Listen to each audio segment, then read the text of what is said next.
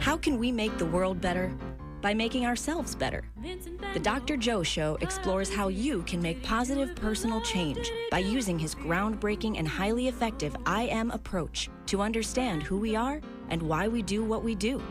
Your small changes can have big effects. Join us now for the Dr. Joe Show with Mark Stiles of Stiles Law and your host, Dr. Joe Schrand. Hey. Here we are.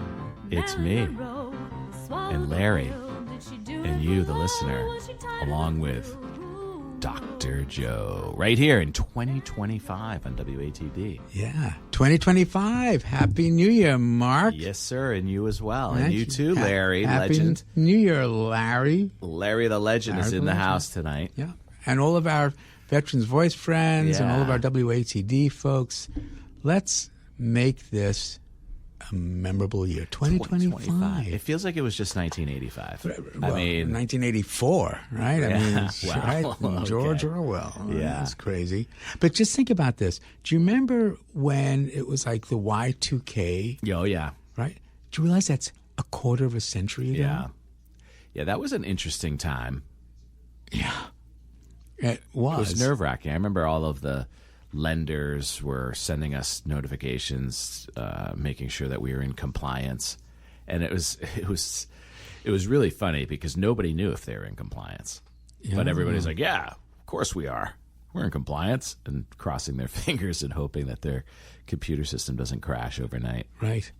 So we used to have these big New Year's Eve parties at that time. Yeah. Because we had all of our kids at home, and I snuck down into the basement right at midnight, and I threw the circuit breaker on our house. Nice. So all the lights went out. And it was, oh my God, it's happening. It's Y2K. The world is ending. It's all over. The tech revolution. Yeah. But can you believe it? 25 years ago? Yeah. It feels like it for me. That one definitely feels like it. I mean, I didn't have any children. You know, it was such a young business still at that point in time. That one feels like a long time ago. 1985, on the other hand, doesn't feel like it was that long ago. Okay. I don't know why. You got to help me with that, Mark. I'm not exactly sure about that math, but why not? What was going on in 85? You know what it is? It's you know what it was? I was thinking about this the other day. Mark, as an individual in 1985, thinking about 2025 and how far that seemed away. Like it was not comprehensible at the time. Yeah. Right. I remember thinking, you know, how old will I be? What year will it be when I'm 50? You know, and it's like so far out of the realm of reality. And here we are. It's 2025. 2025. So what are we going to do in 2025, Dr. Joe? Well, what I hope we can do is more than we did in 2024. I mean, 2024 was a productive year. More in 24 was the slogan. Was that it? Yeah, we're going to do more in 24. And I did. I feel as though I accomplished quite a bit in 24. And it's not survive in 25, I hope, is it? Well, you know, that's an interesting way of looking at it with respect to my 24. No, it's come alive in 25. I like that. Yeah. I like that a lot. Let's come alive in 25. What's the implication, though, for 24 then, that we were not really, like, Alive? here? No, we're coming more alive. More alive. Right? Right. We're going to expand our comfort zones. We're going to do more than we did in 24. Yeah, right? nice, yeah. Do more in 24, but now we're going to do more than we did in 24. We will thrive in 25. Yes, thrive in 25. That's another really good one. But, you know, New Year's is such an interesting time, you know, because all you're really doing is turning the calendar one more month, but it's so symbolic for some people. And I was talking with folks about this. Sometimes there's this undue pressure that people feel, right? I got to do better next year. Yeah, that's true. But I was doing okay. Do I really need to be better? Do I have to be a better person? You know, but these resolutions, right? I'm going to do this. Yeah. this year. And I saw a advertisement. I was watching some of the football on New Year's Day, which was fun. And one of the advertisers was talking about Quitter's Day. It's the second Friday of January. Quitter's Day. Oh, really? Okay, I don't think I've heard of this. I don't know that I had either, and I think it's kind of a new phenomenon. Although I used to witness it in the gyms, where the first couple weeks it was packed, and then it just kind of drains a little bit, and slowly by February 1st, all the folks that were hard charging have gone back to their normal ways or what have you. But Quitter's Day, second Friday of January, it's officially Quitter's Day. Pretty funny. Because it's probably pretty accurate too, right?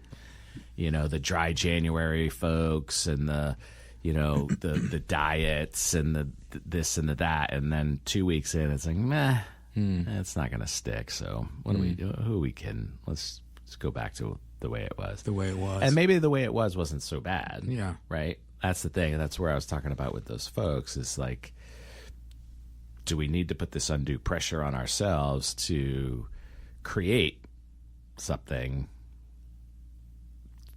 to resolve? Yeah. Right? Or is it just another day?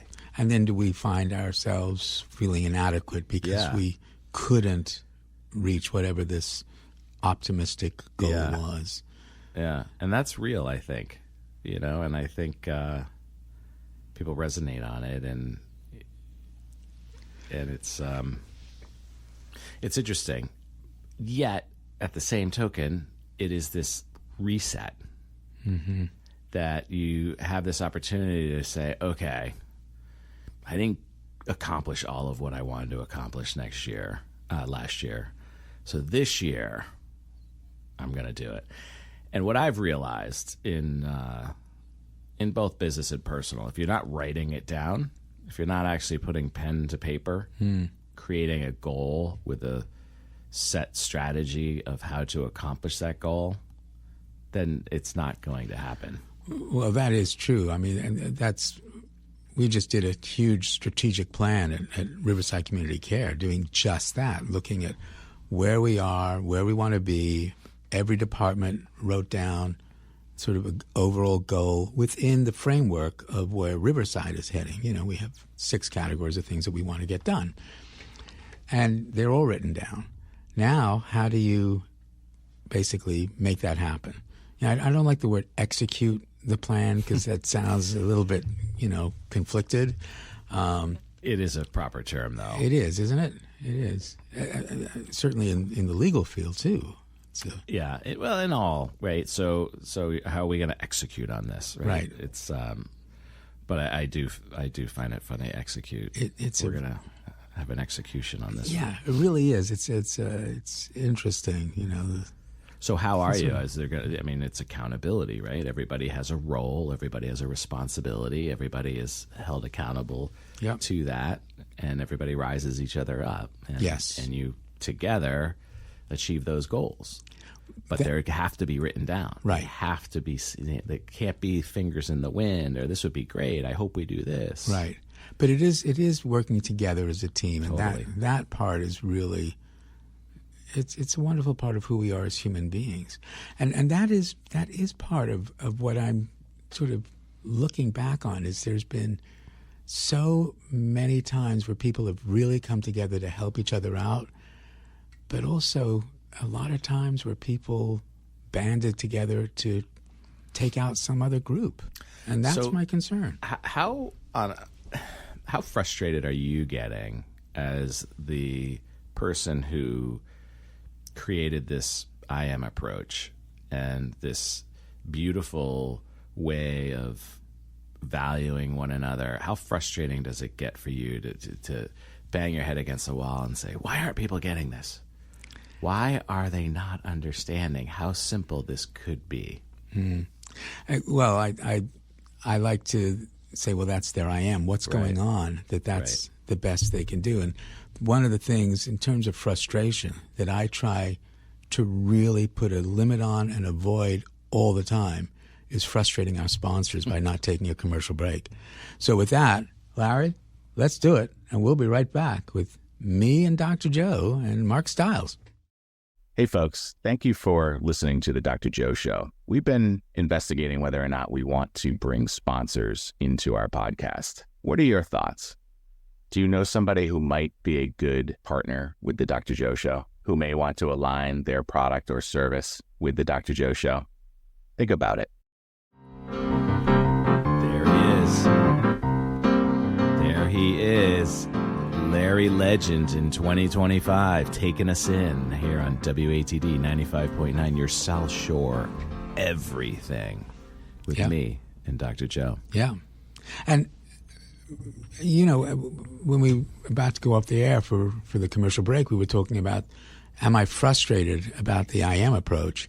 I still believe in it. I absolutely believe in it. And I think the more I really understand and learn more about who we are as human beings, this is a huge challenge, what I'm asking people to do, because it really does go against part of our evolution. You know, our evolution was based on competing with each other for a limited resource. So the way I would survive was to be sure that I got to that mango tree before you did. Right. Or I ran faster than you did. Absolutely. Or I ran faster than you did. Or any of these things that we still have a brain that drives that. But we also, you've heard me say this so many times, we also have a brain that can anticipate the future. And so what will happen next if we keep doing what we were doing? That's my concern. And yet it is so entrenched in all of us. There's nothing wrong with it. It's how we now manage it. How do we step back, really, and look again at why we're doing this? And some of the reasons are so simple. Well, you said it, right? It's evolution, right? It's just the way it is. I can't help it. This is who I am. Right. It's not my fault. Right. And it's not about fault, but it is about responsibility. Mm-hmm. Because we are, as I said it years ago, you know, we are cavemen. This is actually what E.O. Wilson said, right? One of my heroes. We have caveman mentality with Star Wars weapons. That's how he phrased it. Caveman mentality with Star Wars weapons. It's not a spear anymore. It's not a rock that we're throwing at someone that will injure them and potentially kill them. We have these weapons of mass destruction. Mm-hmm. And we have some leaders in the world who exploit this very ancient fear that somebody's going to take what you have. So work with me, I'll protect you, but the way that we come together as a group is to protect each other against another group. There's nothing new about this. This has been part of our evolution. But we now have these Star Wars weapons. And we all know that. We're all afraid of it. We're afraid of what's happening in the Ukraine. We're afraid of, you know, what's happening in different parts of the world. How do we manage it? And again, I do have faith. You know, there was that great line between the pessimist and the optimist. Remember that, right? Did I say that to you guys on the air yet? Yeah. Right? Pessimist says, "Oh, things can't get any worse," and the optimist says, "Yes, they can." Yeah. Right. So things could get worse, right? But we don't have to let that happen, and we really do have an input. We have an influence, and we can do it. How do we share that message, though? How do we let those folks out there know that, those who don't necessarily know that yet, right? So little old me, there's nothing I can do about it. You know, this is just who I am. You know, this is who they are. You know, there's only a certain amount of slices of pizza in the pie, and I got to make sure I get mine, and that person's stronger and faster and meaner than me, so they might get more. How am I gonna get what's mine? And like, how does one find that path to collaboration? Because it requires the other person to buy into the theory of collaboration versus competition as well. Mm-hmm. And it's not an insignificant word to buy in, right? Because that means there's a cost, right? Yeah. That there will be a cost for you to share. But is that cost greater than the cost it will take to compete? See, I think that the sharing has always worked. And isn't that what we raise our kids to do anyway, right? I mean, we do that. There are certain principles that we impart to our children. And then something changes, not in the child, but somewhere, maybe that person felt disregarded or dismissed or somehow less valued. Or my parents were teaching me an improper strategy because this world is not sharing. This world is not collaborating. It's a competition. I don't know what my parents were teaching me, but I better compete to get what's mine. Yeah. And then what do you do with it once you've got it? I mean, we have people who are billionaires, right? What do they need all that money for? They don't. And the reality of it is through meritocracy, right? The rewards are monetary.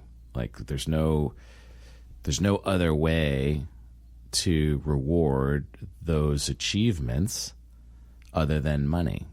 Now, some of the folks that are high achievers and become these billionaires admit there's no way I could spend this money. Like I could not consume enough junk to actually spend this money, and are super charitable with that money and do good. So they're winning from all aspects, if that's the term you would use. They're achieving success in whatever they're doing, so they're being rewarded with money, and then they get to give that money to who they want to give that money to. So that's commendable.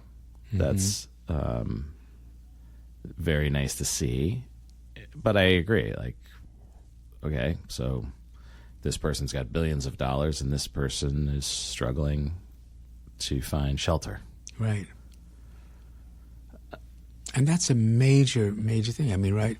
Shelter, right? So food, shelter, and the ability to reproduce. This is what every organism in the planet wants, whether they're aware of it or not, And we found that the way I can get my shelter is to compete or to cooperate.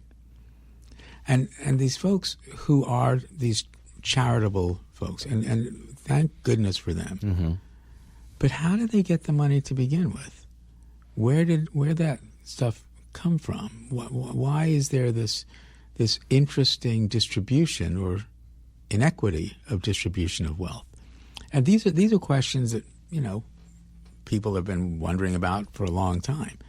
The IM is basically saying, here are the domains. We know that there's a social domain that has this priority, that in the social domain you have to compete against other people because it's part of your biological domain.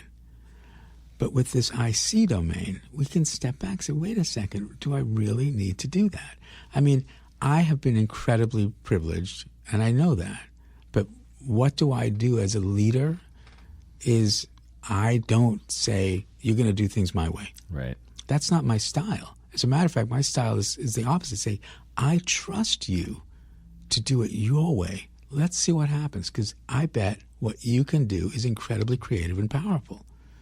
And that empowers somebody to do that. Right. Because they don't have to stress out, oh my God, Am I doing it right? Am I doing it right? My chief medical officer is they're not going to be happy with me, So I'd like to think that I model that and that other people then begin adopting that and they begin doing it. And certainly, I've been very honored to be a teacher of some folks in the psychiatry world now who are doing just that. I mean, they're so genuine and giving back to other people. But that is part of our field is, as I've said so many times, every person who comes to see me feels less valuable until we can remind them of their value. And that's what we do. So that person then has an opportunity to do that to somebody else. Right. And it's not like I work with folks who are super privileged. I mean, many of the people that I have the privilege of working with have come from trauma, from abuse, from not being valued. And that's part of who they are. Right. But they can then look and see that just because things happened to them does not mean they have less value. Right. But we do have this, this challenge. And, your question is a really important one for me because sometimes I do get discouraged because I know we can do this. It's going to take a lot of time, and it may not happen until I'm long gone. But I hope that there's a legacy. I hope that there are people who can continue that work and continue the idea and just, do it one person at a time. Some people say you can't just sell one book at a time and hope to change the world. Right. Is our collective species ready for this, though? I mean, we talk about evolution. We talk about the primitive desire and need to compete. Are we as a species ready to cooperate, work together? 1 + 1 = 3. Mm-hmm. I have faith that we do. But there have to be enough people to do it. Right. Enough to make the others, right, using that fun term, yep. others, making that seem like that's not the appropriate way to do it. Because right now, that's not the case. Like, there's still a environment of you must compete. You must win to succeed. But I think parents of young children have an opportunity to influence their kids. Last night we had. They also have to role model it too. Yes, they do. You absolutely have to role model it. But the other night there was a 3, almost 4-year-old kid, and another kid who is maybe a year, 14 months old, and this 4-year-old was getting so angry that the 14-month-old was playing with their toys. They were over at our house. It wasn't even their toys. It was my toys that I was saying, and that's how I framed it. I said, look, I'm sharing my toys with you to play. You can now share them with this person. And it was not easy because there was that sense that I'm going to be giving up something. And right. Then when they started playing together and this elder kid began to realize how appreciated they were by this 14-month-old, it changed the whole dynamic. They just needed the opportunity to do it because the first instinct was, no, that's mine. Right. Even though it wasn't. Right. That is part of who we are. So what I like is the fact that we can give of ourselves to others just as our sponsors give to us. And so with that, let's hear what our sponsors are giving. We'll take a commercial break. We'll be right back. Hey, folks, welcome back. So any thoughts? Do you listen to other podcasts? Do you see how they do the sponsors? Is there a way that they're utilizing sponsors that you enjoy or you don't enjoy? I listen to SmartLess, and I really enjoy how the co-hosts share the voiceover for the product or service. It's really funny for the most part, but it's unique. It's them really endorsing. Does that work? What do you think?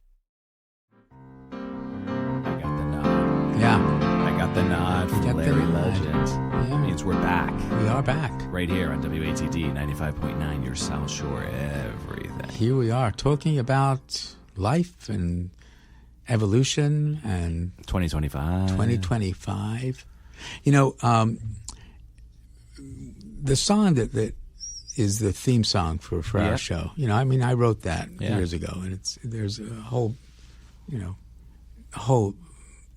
bunch more lyrics to it.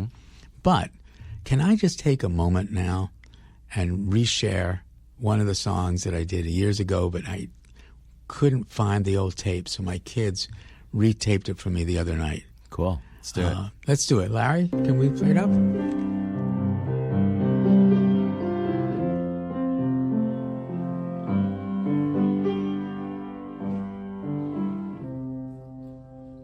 Sir Lancelot of Camelot was famous for his valor. Sir Galahad, another lad, claimed virtue as his banner. But let me introduce to you 8 knights of whom you never knew, 8 knights to whom none hold a candle, each a noble, not a vandal. 8 knights of Hanukkah, 8 noble Jews.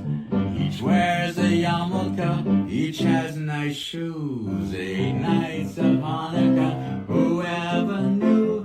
Now that I am telling you, I hope that they don't sue.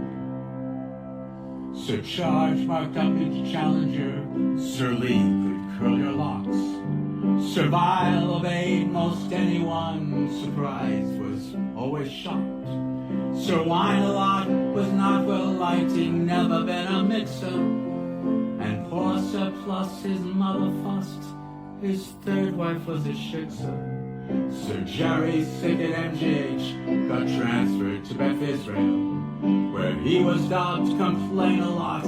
His life was looking dismal, but coming to his rescue was this knight whose name we praise. Why was this knight so different from all other knights? So wait, that's a totally different holiday than this one. And the 8 knights of Hanukkah, 8 noble Jews. Each wears a yarmulke, each has nice shoes. 8 knights of Hanukkah, whoever knew? Now that I am telling you, I hope that they don't sue. The 8 knights bold, he never cries, and went where others fear. He took his cut with baby's eyes, but walked not for a year. His head held high, his crown exposed, this knight was brave indeed. And after battle wrapped in gauze, who knew that he had paid? Circumcision, bravest of them all, we tip our hat to you.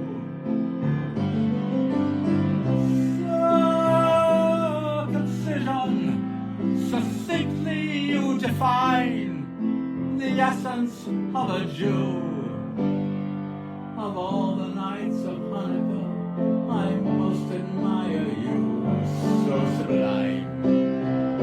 You define, like Manischewitz wine, the essence of a Jew. His sword is bare, he fights a lot.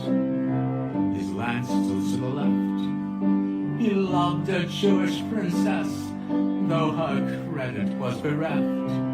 He rescued her from Bloomingdale's, then she could not resist. His Lancelot, you know why not, was 10% off list. Circumcision, the 7 other knights are limp within your hand. Circumcision, you never ever hide. You always take a stand. Of all the knights of Hanukkah, I most admire you. You're divine, so sublime, like Manischewitz wine, the essence of a Jew. and those 8 nights of Hanukkah, 8 noble Jews, each wears a yarmulke, each has Nice shoes! yeah, 8 nights of Hanukkah. Whoever knew? Now that I am telling you, I hope that they don't sue.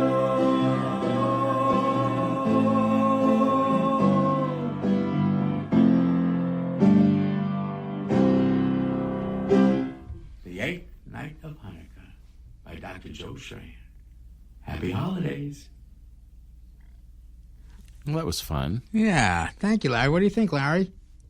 Hopefully the FCC doesn't have a problem with some of the language on there. Well, no, I think that's I think they'll be all It's right. pretty benign, you know. Yeah. It's only skin deep. So. Yeah, skin deep. There you Yeah. go. That was fun. I'm glad you were able to recreate that since I- you weren't able to find the original. I know, and I'm really glad. And I got to tell you, it is a great joy to be able to share this silliness, and that's part of what I want to do in 2025. Good. Is How do we do more? Well, I have so many songs that I've written over the years. I would really love to do, maybe a song a week, put it out on TikTok or someplace, Yeah. and just get them out there. Because, it's... You'd be an amazing TikTok influencer. Have you thought about doing little quick snippets? I mean, that might be the way to message out the IM is through TikTok. I was talking with a gentleman today. I had a podcast with an individual student entrepreneur who has a company called Creator Zen, and he matches influencers with the agencies that represent the brand. So it's basically a software package that helps source and serve up those people who would be good fits for the agency to then bring to the brands. But I thought about you thinking, because I'm not on TikTok, so I don't really understand how it works other than that it's really quick and addictive, I guess would be the best way to explain that. But it's a good way to consume information, right? So your information, maybe that's it. Maybe it is through song. Maybe you become an influencer, right? I would, you control no one. You can be an influencer for everyone. Right. And that's interesting because maybe that's how the message is delivered. Because for me sitting here, I'm discouraged that not more people have embraced this IM approach, right? It's not complicated, and it really comes down to a very simple premise that we all want the same thing. We simply want to be valued. Yet, over and over again throughout the days, people are dismissing that. Yeah. And they're devaluing, and they're stepping on throats to get to the higher level of the corporate ladder or whatever it is in anyone's individual circumstances. And it's hard to stay true to that very simple concept because of what is around you. Yeah. Right? Even if you want to be that person, you want to be the person who is going to provide value for everybody. You're going to show everybody that you value them because it also helps you feel good. You value somebody, it helps increase your value. That's right. Yet, over and over again, that message gets diluted through the fact that not everyone's doing that. No. In fact, the high majority of people are not doing that because they don't believe, they believe that that's kind of a fairy tale. Still, in this day and age, 2025, that to have that type of society and environment where everyone is treating each other with respect and value, like, oh, that's not realistic. That's not doable. Right. Yeah. Isn't that crazy? It's beyond crazy. And again, because everyone knows what it feels like. Everyone knows that they would rather have the feeling of Yeah. being valued than devalued. They would rather value people than devalue people. Right. Yet here we are in a society that's still doing it because the majority of people are doing that. And then there's the separation, and you have the others and those and them. And all of a sudden, here we are, and now we're still in this cesspool. But how do we get the message across? Maybe we just need to start younger, is part of what I'm saying. Is I've got to get the message to schools, to parents, to communities to say, we know it makes sense. I mean, that's the part. We know when somebody And maybe hears, it is happening. Maybe we're just jaded in our generation of people, and that next generation that's coming up is more collaborative, more cooperative, more value could be. driven. It could be. But if they look up to the next generation of their leaders, their mentors who aren't doing it, then they may pick up those traits, and it just takes that much longer to really make effective change. Yeah. I still believe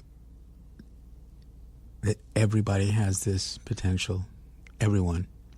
I do too. I think. I mean, look. There are a few people who have no empathy. It's there I am. We have psychiatric names for these folks. Mm-hmm. We know that it's part of it. It is the manifestation of this dark, dark side of who we are. And I am not ignoring that dark side of who we are. I just think that when we have enough light to throw on it, it can't exist. I mean, Right. It really can't, because you know the feeling when somebody does something nice for you, you feel good, and the person who's done it also feels good. Right. That is such a nice feeling than thinking, oh my gosh, I need to get that first. I need to get that first. If I don't do that, they're going to do it. Guys, relax. It makes sense that you would feel that way biologically and evolutionarily, but you don't need to do that. Once you're aware of it, you can do something different. I really believe it, and I've seen it. I've seen it over and over again in the folks that I work with. Not just the my colleagues, but my patients. They get it, and it changes their life because they realize they're not broken. They're okay. And so all the things that they needed to do to put those Band-Aids on themselves, they don't need to do it because they're okay. Just like our sponsors are okay. And so I would like to hear from our okay sponsors. Let's hear from them, and we'll be right back.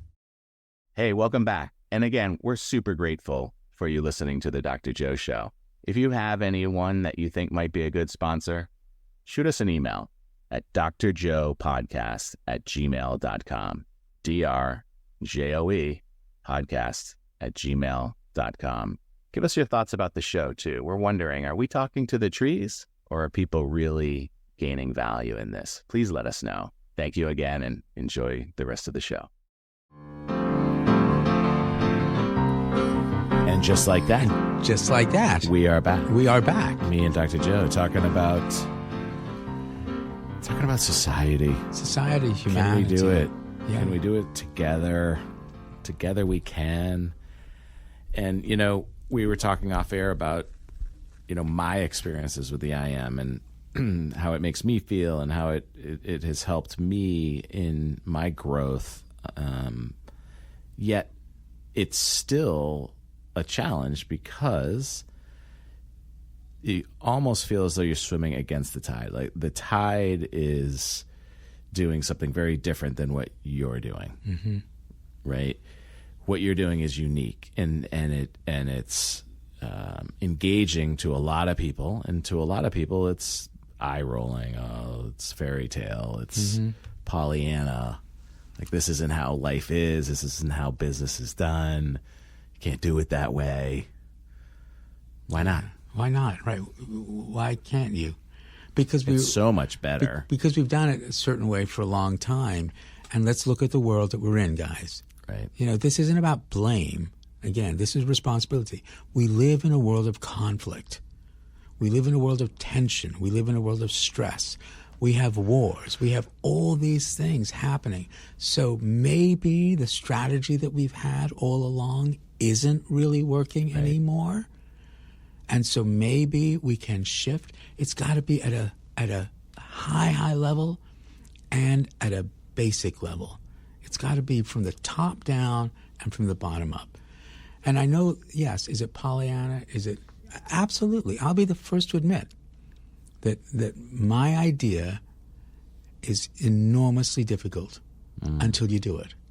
And then it's like, this is so cool. Right. And my whole life is different. I just feel different. I mean, look, I've been feeling a little sad, but I know that part of that is just my biology. It doesn't mean that I'm broken. It's part of who I am today. That's my I am right now. That's my current maximum potential. And that will change. And knowing it changes, that's the part that gives me that hope. And it really is about hope. I posted something, I posted the 8th night of Hanukkah and have been getting some lovely comments. And one of them was from Lee Devine, who's my co-author and writer on several of my books. And she just wrote, it's grandiose, which I love. It is. It's grandiose. The idea that we can be different, not better. It's not about being better. It's about changing that paradigm away from thinking that the only way that I can be valuable is to make you less valuable. Yeah. Well, it's that scarcity mindset versus the abundant mindset, right? So there's one pizza with a number of slices in it, and that's it. And we got to make sure that we get ours, as opposed to, well, there's unlimited amounts of pizza pie. Exactly. That's exactly it. Okay, there's one pizza that's got 8 slices, but that pizza also has 8 slices. Right. And there are millions of pizzas. Right. So you don't need to worry about, I want their slice. Right. I mean, you can have their slice. And they can have the one that's over there. And and give them yours. Yeah. Why not? What is stopping this from taking I think up? it's evolution. But I think it's also media.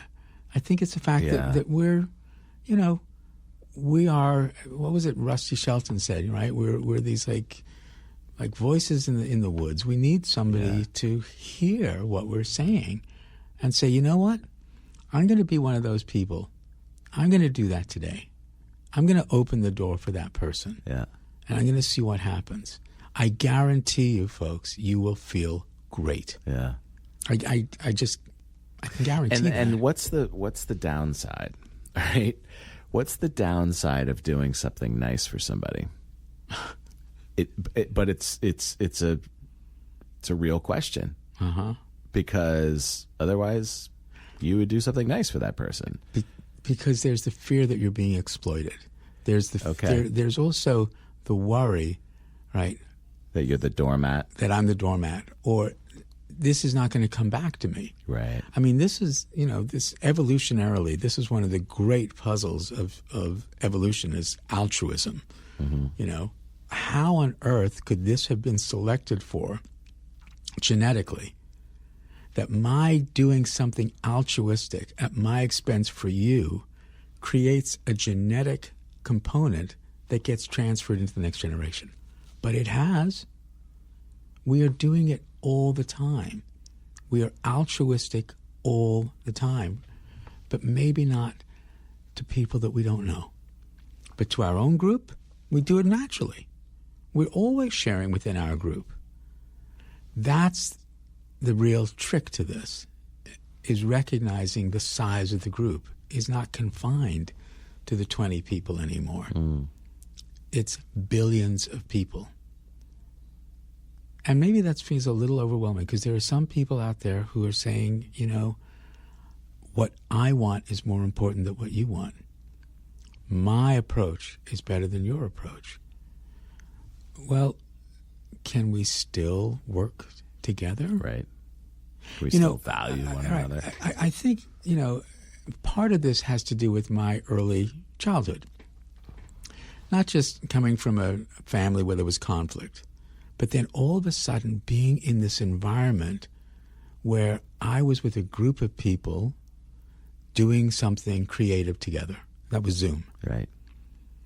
And then people on the street recognizing who I was and coming up and asking for autographs and that feeling of, my goodness, all I was doing was having fun in front of a camera, and it's changed that person's life. Right. Well, that's not bad. Why can't we do that? We don't have to be celebrities to do it. You can do this for anyone. And then I started to, do more and more theater. And theater, it's all about cooperating. There are more people backstage than on stage. There are more people who are helping you get up there in front of the audience. And many of those people backstage would never want to be in front of an audience. But they get the joy of the applause just the same. That's a message. That's a metaphor, for what we can do as a group. So, that's part of why I love coming on the show with you, Mark, because I know that you get it, and I know that together we can get that message out. And I'm very grateful to WATD for giving us this opportunity every week to share this message. So how do we encourage the listener to share the message? Well, it would be nice if you just simply shared the show with someone. Yeah. If you're listening, share. But how is it best done, right? So how do they courageously step into the world of, this is how I'm going to live from now forward? Well, it's 2025. It is. Let's turn the page. Why not? It doesn't have to be a new year. No. Right? Every day is a new day. But there has to be an awareness first and foremost. Yeah. And how do we get that awareness out there? That's the messaging, right? But that's now, that is part of our challenge, because this media, there are so many voices there, and many of them are wonderful voices. I mean, these influencers, as you call them, right? That we know that they can be really helpful to others. Some of the influencers, though, may not have a message that resonates with everyone. Right. Which is fine. But I think this message can. I think it's a universal message. And maybe that is grandiose. I mean, again, maybe I get too full of myself, but I believe it. And I think that our listeners, if you're listening tonight, I know that you're listening because you believe it. So what can you do, listener, right, to share this today, tomorrow, this year with someone else? Not just saying, oh, tune into me and Dr. Joe show. But how do you demonstrate it? How do you model it?